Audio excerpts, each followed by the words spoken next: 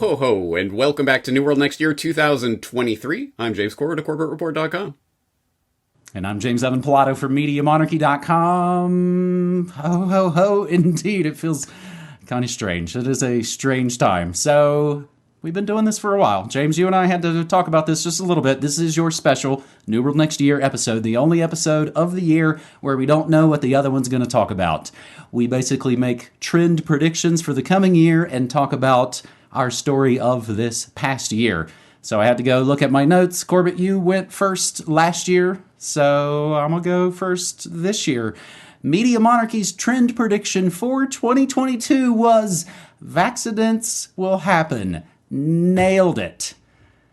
So I said last year, do hospitals need a $100 billion bailout to get through coronavirus pandemic? So last night, a search of the lamestream news for hospitals bankrupt. Bankrupt Pipeline Healthcare sells 2 Chicago hospitals. California hospital weighing bankruptcy. Digital pharmacy startup files for bankruptcy. Lake City Community Hospital closing. Hundreds of jobs. And of course, the other part of my trend prediction from last year, vaccinations will happen, compilation of athletes, reporters, and patients collapsing, passing out, and fainting. And I don't think I need to tell you again about all the videos of that happening.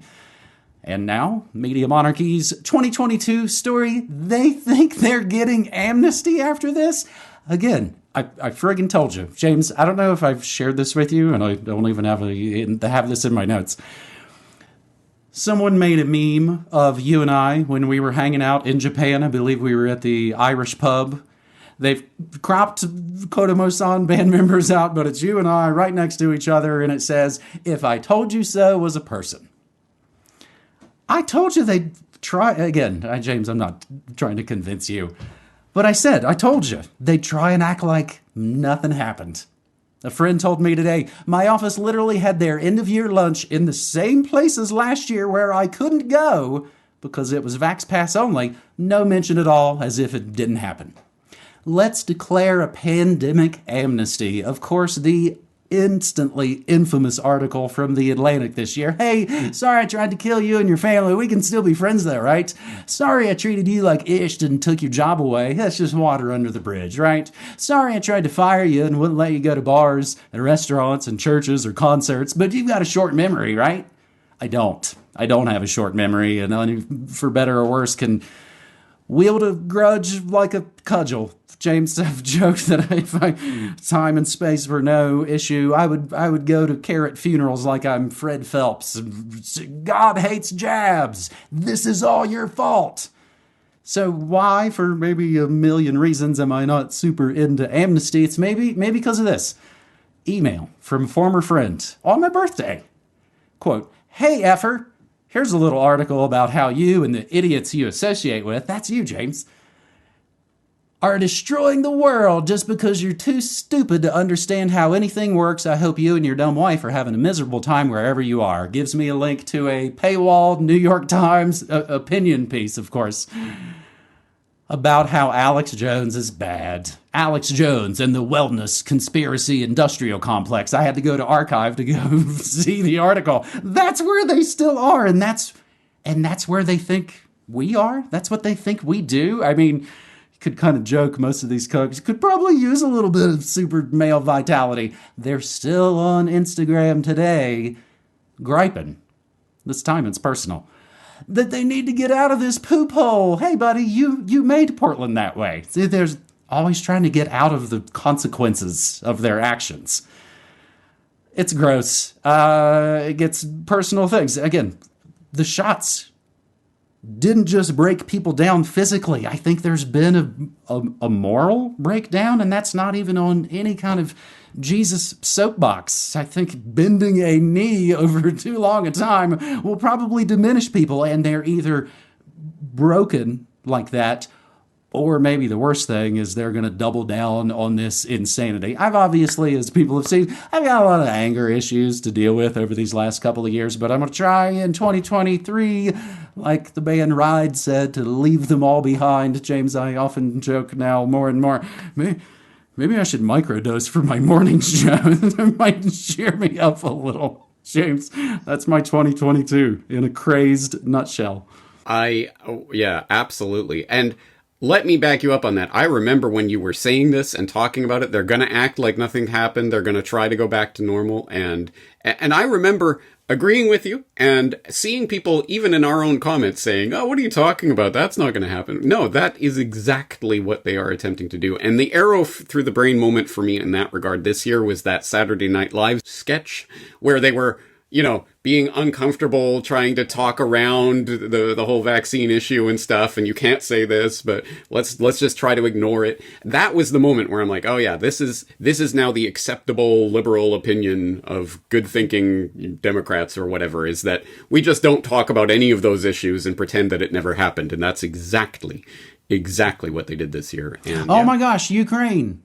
Let's completely forgot about what we've done the last 2 years. Here's the thing to refocus on. Exactly. Yeah. Yeah. And let me bring another aspect into this, because some people will say, we have to forgiveness and all of that. But no, this isn't even about forgiveness. This isn't people coming back after they have wronged you, being sincerely contrite and sorry, I can't believe this happened and let's make sure this doesn't happen again. That's the point at which you talk about forgiveness. But no, when people just say, let's never talk about it, let's not mention it, let's just go on. No, love in this case means not allowing people to do that, because we know where this goes and we know what will happen next time this happens. The exact same thing will play out with these exact same people, and now you know who they are. So it is, I think, incumbent on all of us to draw those lines and say, no, if you sincerely are sorry about what you did, then maybe there's forgiveness on the table. But if you're just going to pretend it didn't happen, nope, absolutely not. And again, that I guess is the big difference for me between what we all did and didn't do after 9/11. And I think with those, it was a lot maybe more personal decisions. Sure, some people are like, I'm going to go join the military and go get them people, which of course caused real damage. I think a lot of it was maybe internalized. The biggest difference for me with the pandemic was I was fine to let you believe in this or not believe in that, but now you're trying to force it on the rest of us. I kind of maybe draw the line there, as you say.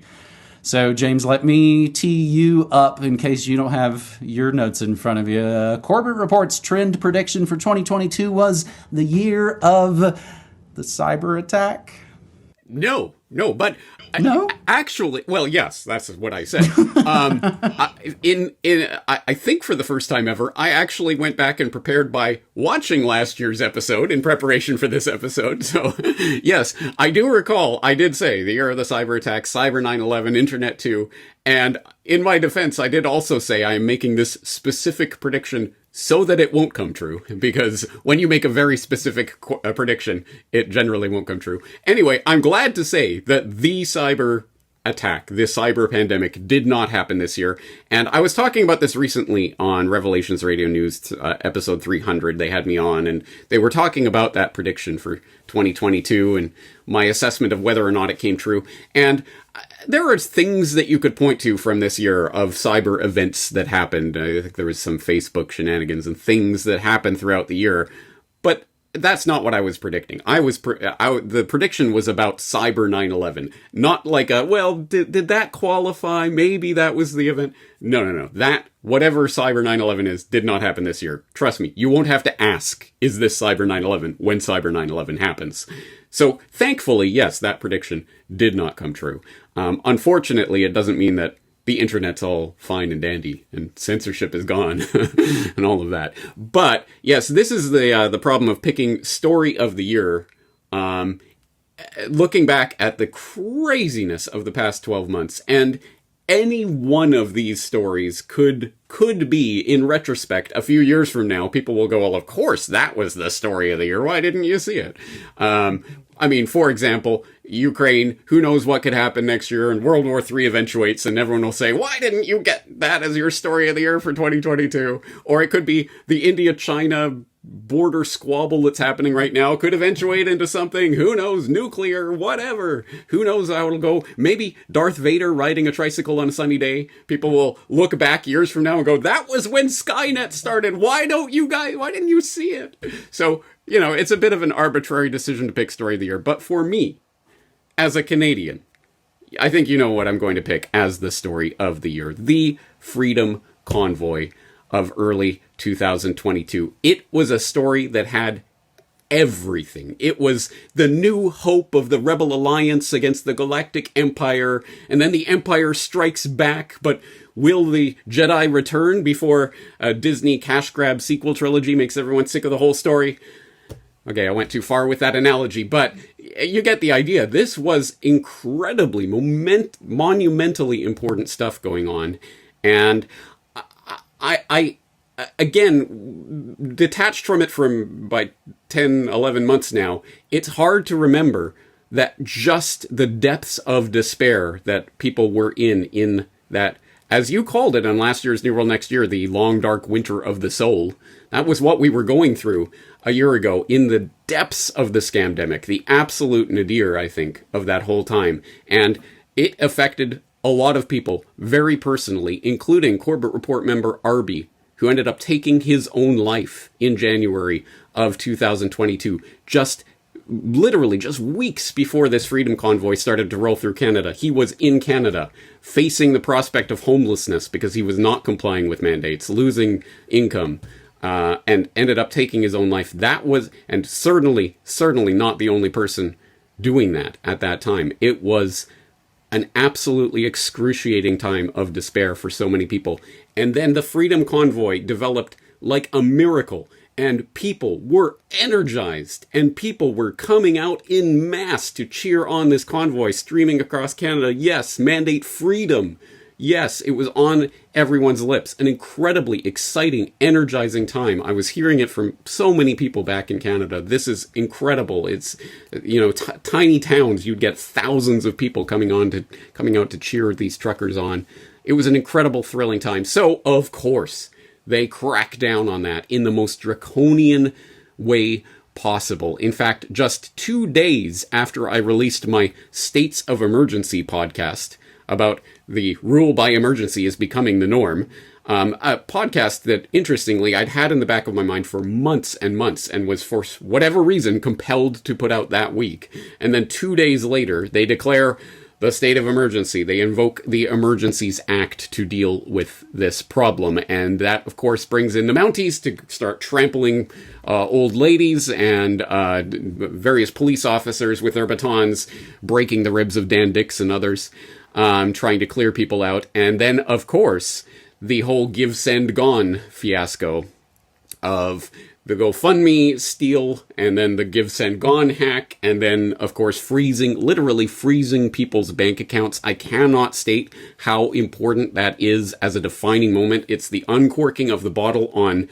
everything that is the cashless society future nightmare. And at the very least, I'm glad that they have shown 100%. There's no mask anymore. They have taken the mask off. This is the future that we are goose-stepping into, where everything will depend on whether or not the government allows something to take place. You're marching for Black Lives Matter, you're taking the knee, whatever, yay, you want to drape your rainbow flag on Terry Fox statue, awesome, great, 100%. The Prime Minister will take the knee with you, but oh my God, you protest against something we don't like, or you want mandate freedom, you are a threat to national security, and we are going to crack down on you as hard as we can. Again, I cannot stress how important this story is. It contains both sides of the scamdemic, but even beyond that, looking into the cashless society future. That is why I just released my hour-and-a-half deep dive into the Freedom Convoy Commission that just wrapped up its proceedings there in Canada just the other week. It's at corbettreport.com/Freedom Convoy if people haven't checked it out yet. It's why I will be continuing to follow this up when that report from that commission is tabled early next year. I will definitely be looking into that. I'll be continuing to follow this story, but perhaps more to the point, continuing to follow the threads of what this means about the future of the Western liberal democracies and whatever order people thought that they were living in. Well, it's 2022 going into 2023, and I think the mask has come off. Absolutely.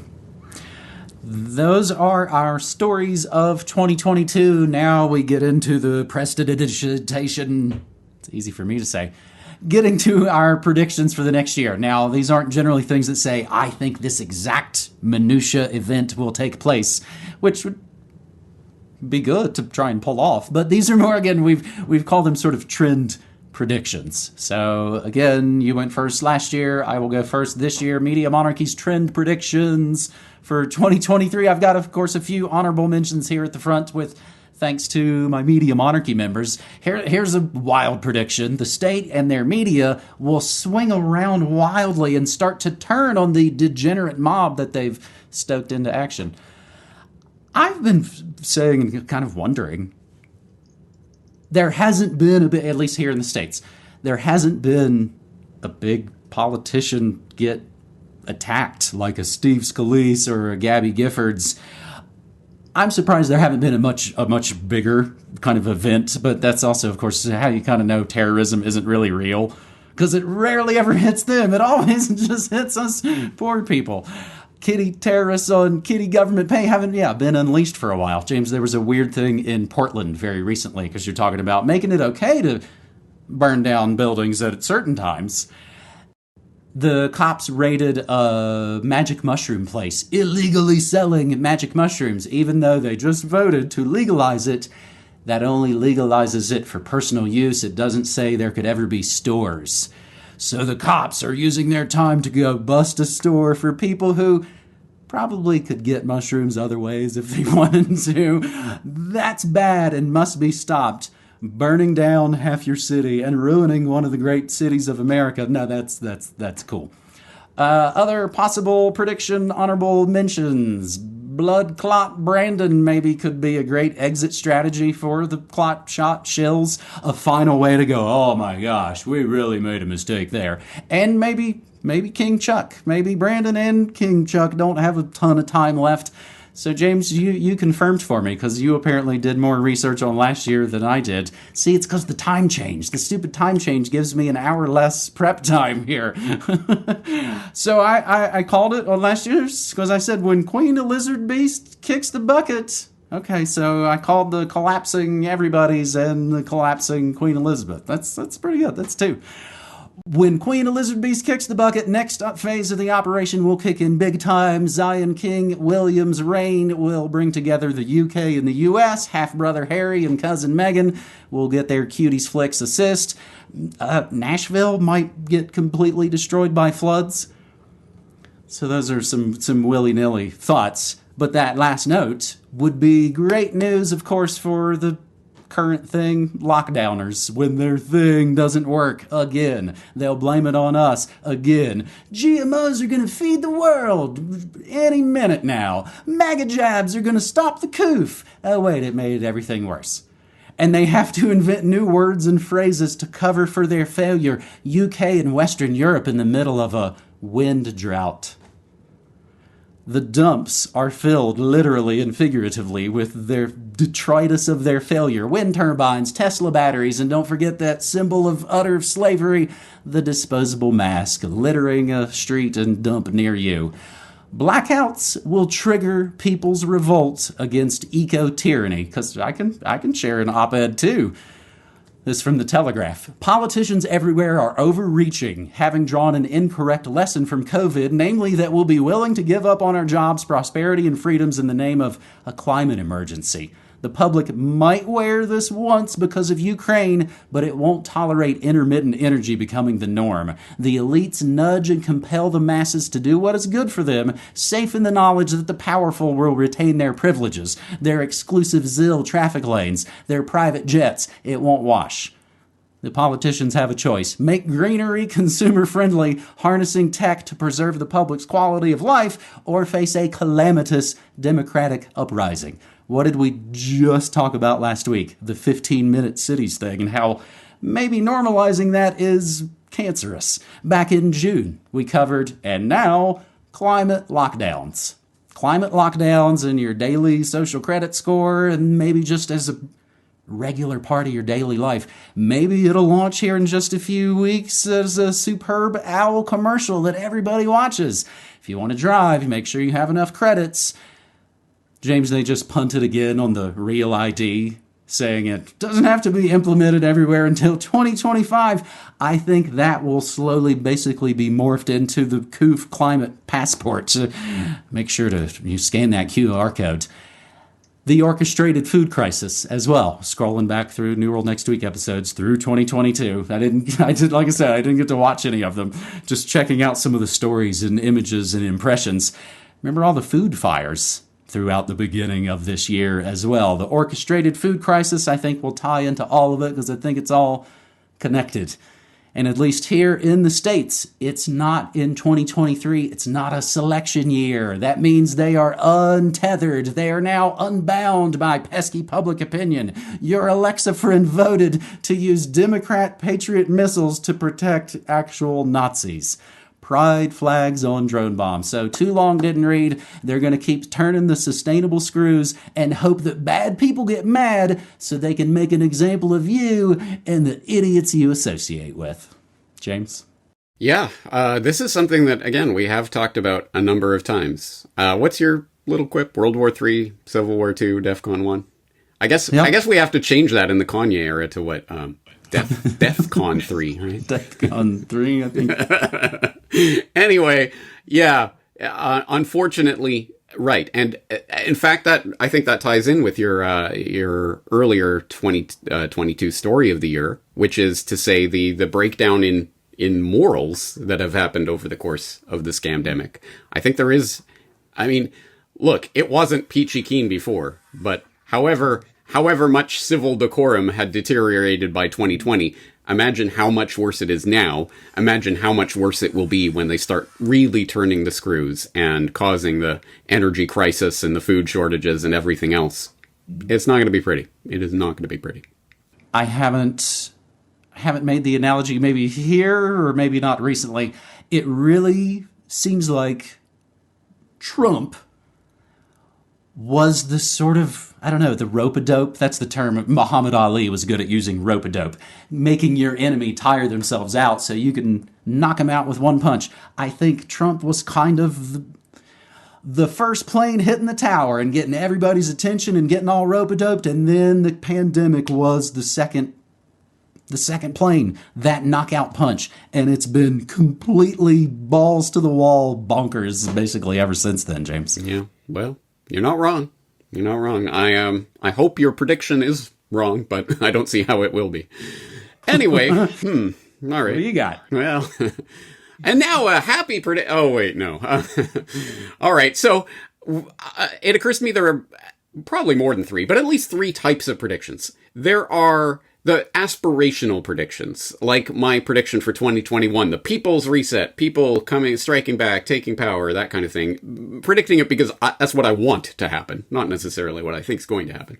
The type of prediction I did last year with I'm going to predict the Cyber 9/11 event is going to happen this year so that it won't happen. A very, very specific prediction of a very specific thing.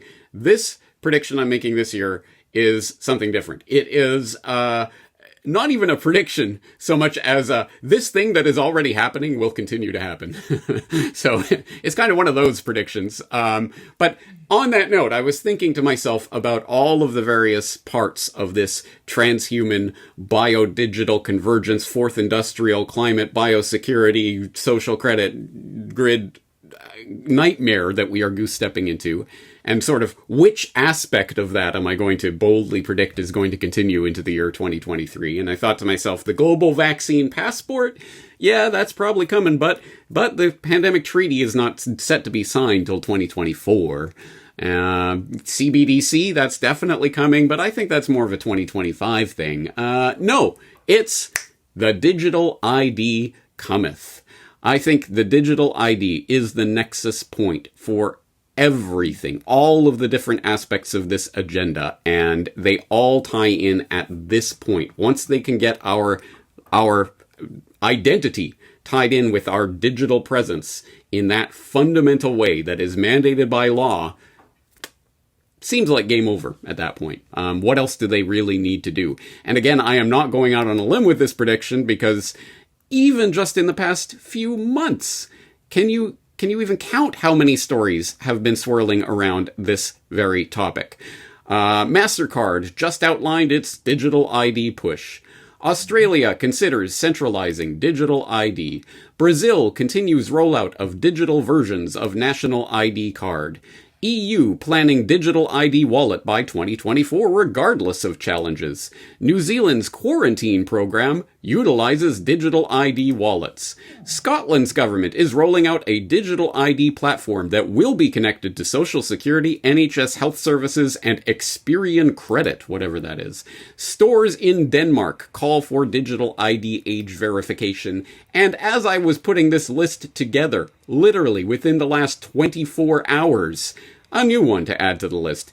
Indian citizens that don't link account numbers to digital ID will soon face financial blacklisting, noting that India's Income Tax Administration has warned citizens that they should link their permanent account numbers to their Aadhaar biometric identification numbers before April 1st, 2023, or risk their PAN becoming non-operational. In India, PAN is required to perform multiple financial activities like creating bank accounts, depositing money, trading stocks, and buying or selling real estate.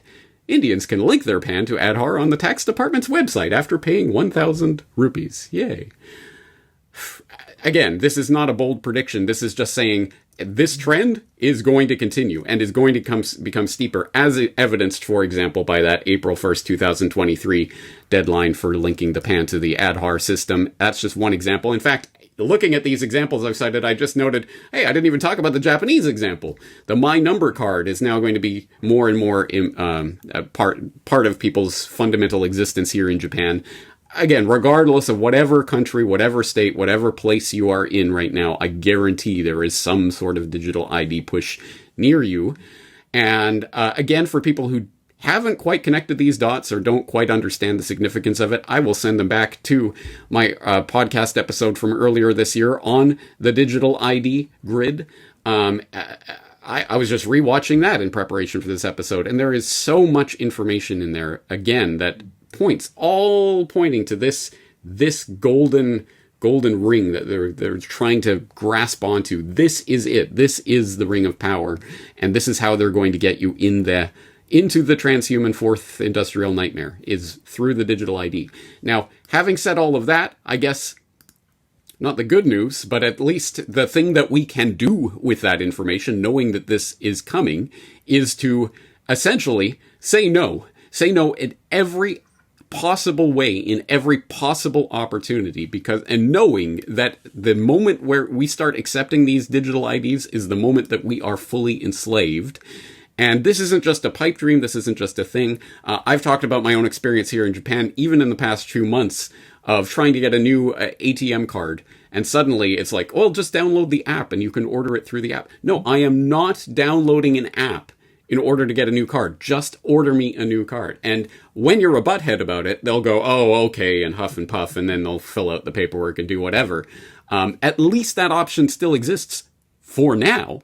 But if enough people just go, oh, okay, I just download the app, okay. If enough people comply, then eventually they'll say, that's the only way.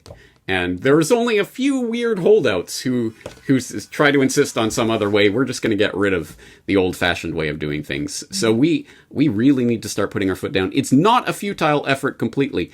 I will note, just as you alluded to there, the 10th Amendment Center just had this up just a week or two ago. Nullification works. Real ID compliance deadline extended yet again. Talking about this real ID for, 2005? That deadline has been extended and extended and extended. Now it's 2025? It keeps getting extended because people keep saying no. And they better keep saying no. And you better believe this is a war of attrition. And they're just going to wait until you finally say, oh, okay. And then they win. So I think this is an incredibly important story. And I will once again really exhort people to go back to that digital ID episode I did earlier this year. There's a ton of information in there. Some of that success is that the U.S. is a giant place. This could speak to the disunity of all these different states with all these different incompatible laws. That's been one of the big reasons, because, again, the feds love to put out these mandates that, poor-ass states like New Mexico and West Virginia are like, what? We don't have any of that ability to implement that stuff. Unfortunately, I was in Oregon, who loves to jump on the bandwagon, and they were real ID compliant a decade ago, and my ID is, I believe, still valid. Can I have a paper menu, please? It can be as simple as that. No, I don't want to scan your stupid QR code I didn't bring a slave phone with me. Bring me a paper menu or I'm going to leave. And you can leave. It's very simple that way, all the way up the chain to what you're going to try and lock us out of all the things in the world that, of course, they act like make it all go around. No real estate, no stocks, no banking, no healthcare, just locked out of the gates, which might be good on some level. It's kind of like those books all those connected insiders wrote about in the future. Yeah, you can go live out in the Badlands if you don't want to be part of the Google village. James, do you know what the name of the children's biometrics thing in India is called for fans of the esoteric? Cushy baby? It's Baal Adhar, I believe. Oh, okay. Did not know that. Interesting. I was reading it on my morning show. There it is, BAAL. That's the biometrics program for children in India that, again, they're forcing them onto. And it was a similar story, I think, to what you were describing. Hey, time's running out. If you don't get on this new thing, we're shutting you out. Hey, be glad you still have power, I guess. Just sacrifice your children to Baal. What could go wrong? They should do like an ad campaign where there's weird luggage and stuff. As I've said 1,000 times before, it is a very rich tapestry. We have newworldnextweek.com that a decade ago it had the playlist of the videos we would upload. We've long since been kicked off of YouTube, so we turned that playlist into a store that has physical copies of DVDs and data from both of our kingdoms that are a lot harder to knock off of the web. newworldnextweek.com, we have that brand new False Flags, The Secret History of... And we're still working on the store behind the scenes, because again, we're running it. This is the first time we've ever run a store. We accidentally broke PayPal a couple of days ago, and it's not available currently as an option. And you know how many people have complained? None. Nobody's said anything about it yet. You actually, James, you didn't even know yet because people haven't said, why can't I use PayPal? Because people hate PayPal now. What New World Order stooge was responsible for helping set up PayPal? Well, James, actually. That's New World Next Year, 2023. Exactly. And again, Let's lighten the atmosphere a little bit after all that. Please. And I should reveal the Christmas sweater now. It is, again, not just a Christmas sweater. It is Liberty or Death, which is nice. Ho, ho, ho. LibertyManiacs.com if people are interested. All right. As usual, I just want to end this with a sincere, heartfelt thank you, James, for being here with me week after week. It is not fun work. It is sometimes downright depressing work, but at any rate... I was not excited about this one. I was like, hey, I get to tape my least favorite New World Next Year episode. Yeah, I know. I hear you. It is not, well, we gotta report what it is and then try to make it something better. Anyway, I thank you very much for the work that you're doing and being there week after week. I thank everyone out there in the audience who's along for this ride and who is supporting this work and making it possible. And thank you, of course, to Brock West, who, as usual, week after week, he's also chipping in his story ideas and making it look as good as it does. So thank you, Brock, for all that. Thank you, everyone out there. I hope you guys have a Merry Christmas and Happy New Year with your friends and family. And hey, at the very least, now we know who your friends and family really are, right? So be grateful for small blessings.